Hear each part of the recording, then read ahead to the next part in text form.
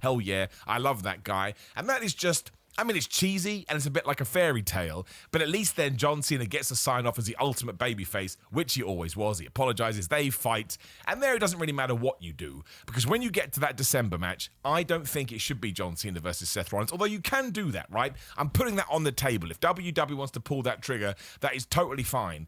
Mostly because I think John Cena is losing in his last match. I think he's a traditionalist in that sense. I don't think he would want to go out with a win, and that was the same with Sting, but it sounds like WWE has said to John he can do whatever he wants. I mean, Triple H may be pulling the wool over our eyes, but it does feel that way. And let's not forget that if Sting had done what he wanted, he would have lost too. It's out there. He spoke about it. He wanted to do what was right for the business, which you do have to respect, but that would have just made us feel like sad pandas. I also think it will make us feel like sad pandas if John Cena loses in his hometown, but I think there is more of an opportunity. It's not the right word. I think there's more likelihood that does happen, and if that's the case, it means he wants to put somebody over. It means he wants to take that stamp and stick it on somebody's head, and that can be Seth Rollins. It's very much a Brock Lesnar versus Undertaker situation for WrestleMania 30. Were there other people that could have used that? Absolutely, but did Brock Lesnar get 10 years of being the final boss out of it? He did too, right? I think you could argue that both ways. The cows come home. It's happened. It's done. It was 12 years ago. I don't think we need to cry over it,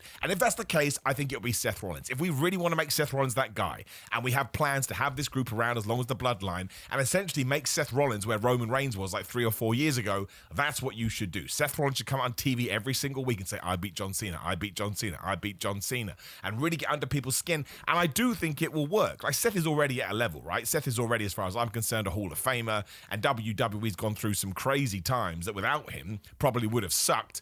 But having that scalp and John Cena going away and knowing that he's probably never going to come back, that gives you a kind of magic and a kind of power you can only imagine, right? It really does, because only one person can get that. And if WWE jumps on it and capitalizes on it in a way they didn't when Austin Theory beat John Cena, which also was kind of a weird interim period for the company in general, I think it would do the world of good for Seth. That's option one. Option two, however, is Mr. Bron Breakker. Now, let's face it, we all know that at some point, probably not as soon as WrestleMania, because I think WWE likes to be patient now. And also, you could do it at SummerSlam if they are trying to blow SummerSlam up.